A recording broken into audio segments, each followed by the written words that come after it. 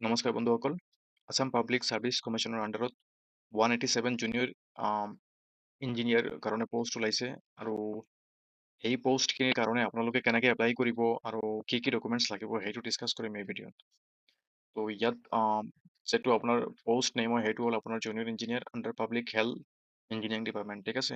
আৰু এই নাম্বাৰৰ পোষ্ট যিটো হয় সেইটো হ'ল আপোনাৰ 187 আৰু ইয়াত যিটো কেটাগৰী ৱাইজ ব্ৰাঞ্চ ৱাইজ আপোনালোকৰ যিটো পোষ্ট আছে সেইখিনি হ'ল চিভিল ইঞ্জিনিয়াৰৰ কাৰণে আপোনাৰ হ'ল 160 ভেকেঞ্চি আছে ইয়াত আৰু কেটাগৰী ৱাইজ ভেকেঞ্চি দিয়া আছে, আপোনালোকে এইটো চাই ল'ব। মেকানিকেল ইঞ্জিনিয়াৰৰ কাৰণে যিটো ভেকেঞ্চি হয় ইয়াত আপোনাৰ 10টা ভেকেঞ্চি আছে। কেমিকেল ইঞ্জিনিয়াৰৰ কাৰণে 10টা ভেকেঞ্চি আছে আৰু ইলেক্ট্ৰিকেল ইঞ্জিনিয়াৰৰ কাৰণে 7টা ভেকেঞ্চি আছে, ঠিক আছে। তো ইয়াত মেক্সিমাম ভেকেঞ্চি কিন্তু চিভিলৰ কাৰণে আছে চবতকৈ বেছি, এইটো হ'ল আপোনাৰ 160। আৰু এইটো যিটো চেলাৰী হ'ব আপোনাৰ এইটো পে স্কেল যিটো হয় এইটো হ'ব আপোনাৰ 14,000 to 70,000 যিটো পে স্কেল এইটো হ'ব আৰু গ্ৰেড পে আপোনাৰ হ'ব 8,700 আৰু পেমেণ্ট যিটো হয় পেমেণ্টটো হ'ব, ঠিক আছে। তো ইয়াত মেইন কথাটো হ'ল এলিজিবিলিটি ক্ৰাইটেৰিয়া। তো এইটো কিন্তু only permanent residence of Assam, অকল মাত্ৰ আছামৰ চিটিজেন যিবিলাক আছে সেইবিলাকৰ কাৰণে। আৰু লগত আপোনালোকে সেইটোৰ কাৰণে আপোনালোকে কিন্তু এটা ডমিচাইল প্ৰুফ আপলোড কৰিব লাগিব, ইয়াত লিখা আছে আপলোড নেচেচাৰী ডকুমেণ্টছ।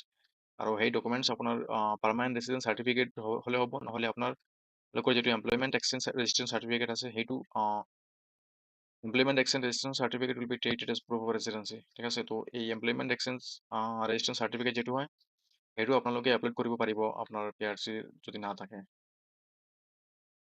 এইটো যিটো পোষ্টখিনি আছে সেই পোষ্টখিনিৰ কাৰণে যিটো এডুকেশ্যন কোৱালিফিকেশ্যন সেইটো হ'ল আপোনাৰ 3 years diploma specifically in civil mechanical electrical chemical engineering from any recognised institute by IICT, ঠিক আছে। তো 3 years ডিপ্ল'মা হ'ব লাগিব আৰু সেইটো আপোনাৰ চিভিল মেকানিকেল ইলেক্ট্ৰিকেল আৰু কেমিকেল ইঞ্জিনিয়াৰিং ব্ৰাঞ্চত হ'ব লাগিব। আৰু এইটো আপোনালোকে যেতিয়া এপ্লাই কৰিব সেই সময়ত কিন্তু আপোনালোকে অল ছেমিষ্টাৰ অথবা ইয়াৰ ৱাইজ আপোনালোকৰ যিটো মাৰ্কশ্বিট আছে সেইখিনিও আপলোড কৰিব লাগিব। কেৱল মাত্ৰ যিটো ফাইনেল মাৰ্কশ্বিট হয় সেইটো আপলোড কৰিলে নহ'ব, আপোনালোকে ছেমিষ্টাৰ ৱাইজ মাৰ্কশ্বিটখিনি আপলোড কৰিব লাগিব। এইটো আপোনালোকে এইটো কেয়াৰফুলি আপোনালোকে ফ'ল' কৰিব, নহ'লে কিবা আপোনালোকৰ এপ্লিকেশ্যনো ৰিজেক্ট হ'ব পাৰে, ঠিক আছে। আৰু যিটো এজ হয় সেইটো আপোনাৰ মিনিমাম 18 years আৰু মেক্সিমাম 40 years আৰু কেটাগৰী ৱাইজ ৰিলেক্সেশ্যন আছে সেইবিলাক আপোনালোকে অলপ চাই ল'ব। আৰু নেক্সট যিটো হ'ল সেইটো হ'ল আপোনাৰ ইয়াত আপোনালোকে স্মল ফেমিলি নামৰ যিটো ফৰ্ম হয় সেইখিনিও আপোনালোকে ছাবমিট কৰিব লাগিব, কাৰণ ইয়াত লিখা আছে আপলোড নেচেচাৰী ডকুমেণ্টছ। সেইটো আপোনালোকে এপ্লাই কৰাৰ টাইমত আপলোড কৰিব লাগিব।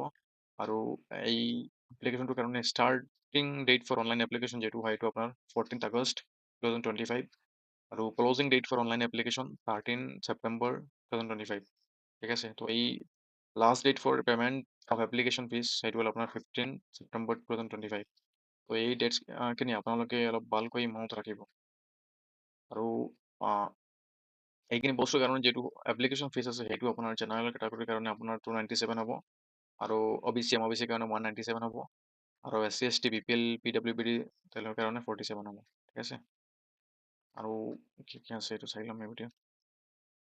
আৰু আপোনালোকে কেনেকৈ এপ্লাই কৰিব সেইবিলাক আপোনালোকে APSC যিটো অফিচিয়েল ৱেবছাইট হয় APSC recruitment.in সেইটোত গৈ আপোনালোকে ষ্টেপ বাই ষ্টেপ যিখিনি হয় সেইখিনি আপোনালোকে কৰিব লাগিব আৰু আপোনালোকে কৰি ল'ব ৱেবছাইটত গৈ, ঠিক আছে। আৰু যি চাইজত আপোনালোকৰ ডকুমেণ্টছখিনি আপলোড কৰিব লাগিব সেইবিলাকো আপোনালোকে অলপ চাই ল'ব ভালকৈ, ঠিক আছে। আৰু ইয়াত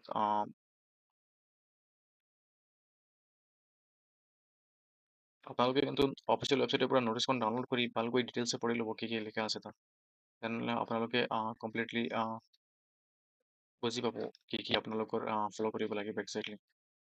আৰু ইয়াত মেইন হ'ল এক্সাম যিটো হ'ব এক্সামছ সেইটো হ'ল আপোনাৰ জোন ৱাইজ হ'ব আৰু মেইনলি হাইলাকান্দি শ্ৰীভূমি কাছাৰ এই ডিষ্ট্ৰিক্টৰ কাৰণে আপোনালোকৰ শিলচৰ জোনত এক্সাম হ'ব আৰু গোলাঘাট ডিব্ৰুগড় যোৰহাট মাজুলী চৰাইদেউ শিৱসাগৰ তিনিচুকীয়া এইবিলাক ডিষ্ট্ৰিক্টৰ কাৰণে আপোনালোকৰ যোৰহাট হ'ব আৰু নগাঁৱতো হ'ব কেইটামান ডিষ্ট্ৰিক্টৰ কাৰণে আৰু তেজপুৰত হ'ব আপোনাৰ বিশ্বনাথ ধেমাজি লখিমপুৰ শোণিতপুৰ আৰু ওদালগুৰিৰ কাৰণে আৰু কোকৰাঝাৰত হ'ব বঙাইগাঁও চিৰাং ধুবুৰী গোৱালপাৰা কোকৰাঝাৰ এণ্ড চাউথ শালমাৰা ডিষ্ট্ৰিক্টৰ কেণ্ডিডেটছবিলাকৰ কাৰণে, ঠিক আছে। তো গুৱাহাটীত হ'ব আপোনাৰ বৰপেটা বাক্সা কামৰূপ মেট্ৰ' নলবাৰী দৰং কাজালি এণ্ড তামুলপুৰ এইবিলাক ডিষ্ট্ৰিক্টৰ যিবিলাক কেণ্ডিডেট হ'ব তেওঁলোকৰ এক্সাম চেণ্টাৰটো হ'ব আপোনাৰ গুৱাহাটী, ঠিক আছে। তো ইয়াত এইখিনি আছিল এই ভিডিঅ'ত। আপোনালোকে অফিচিয়েল ৱেবছাইটৰ পৰা যিটো অফিচিয়েল এডভাৰটাইজমেণ্ট হয় সেইটো আপোনালোকে ডাউনলোড কৰি ভালকৈ পঢ়ি ল'ব। তেনেহ'লে আপোনালোকে গম পাব কি কি কৰিব লাগিব, কেনেকৈ এপ্লাই কৰিব লাগিব। ঠিক আছে, ত' এইখিনি আছিল এই ভিডিঅ'ত।